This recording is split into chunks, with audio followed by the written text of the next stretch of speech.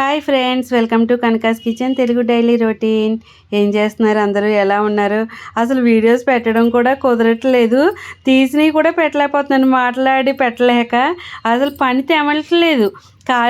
కింద నుంచి సామానం తెచ్చి ఇంకా సదరటం, ఈ పనులు అవ్వకపోవడం, అబ్బబ్బా చాలా చిరాకు వచ్చేస్తుంది.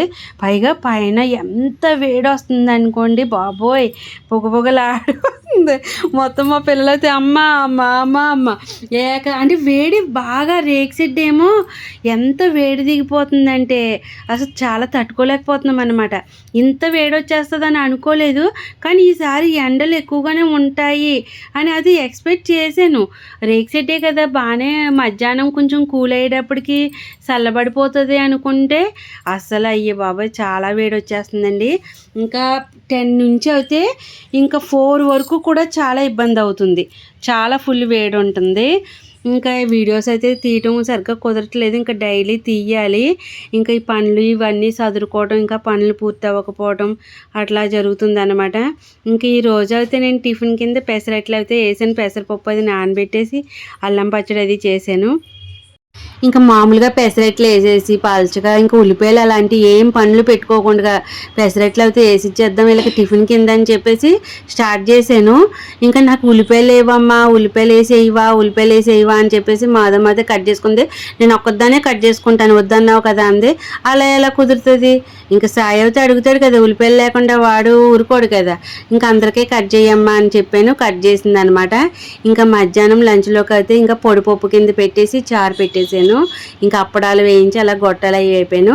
సాయంత్రం ఇంకా ఇదిగోండి ఇప్పుడు పిలిచారనమాట.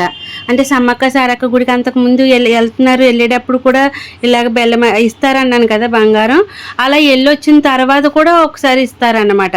ప్రసాదం కింద అయిన తర్వాత ప్రసాదం ఇచ్చే ముందు ఒకసారి, ఇచ్చేసాక ఒకసారి అలాగైతే బెల్లం అయితే వేసారు. మళ్ళీ ఆ బెల్లం ఏమీ వండుకోకూడదు, ఉత్తిదే తినాలంట. మరి మీలో ఎవరికైనా తెలిస్తే కనుక కమెంట్ చేయండి, ఏదైనా వండుకోవచ్చు అంటే కనుక. ఇంకా ఇక్కడ అయితే మల్లన్న టెంపుల్ ఉందండి, అంటే ఈశ్వరుడే. ఇంకా ఇక్కడ మల్లన్నకి కళ్యాణం చేస్తారనమాట. ఇంకా హడావుడి అయితే జరుగుతుంది, చాలా బాగా చేస్తారు, భోజనాలు అవి పెడతారు. కళ్యాణం 2-3 రోజుల నుంచి పూజలు అవి చేసి ఇంకా ఒక రోజు అయితే సండే రోజే పెడతారు. అది కూడా సండే రోజే మల్లన్నకి కూడా పూజలు అవి కూడా బాగా చేస్తారు. ఆ రోజు కళ్యాణం చేసి చక్కగా చాలా బాగా పాటలు అవి కూడా కళ్యాణం. అలా ఇక్కడ తెలంగాణ మంత్రాలు అవి వేరేగా ఉంటాయి, చాలా బాగా అనిపిస్తుంది, చాలా బాగా చేస్తారు. ఆ రోజు నైట్ అనమాట ఇది ఇలాగ జరుగుతుంది. ఇదంతా ఇంకా అక్కడ ఉండి పైన ఉంటున్నాం కాబట్టి చాలా చక్కగా కనపడుతుంది.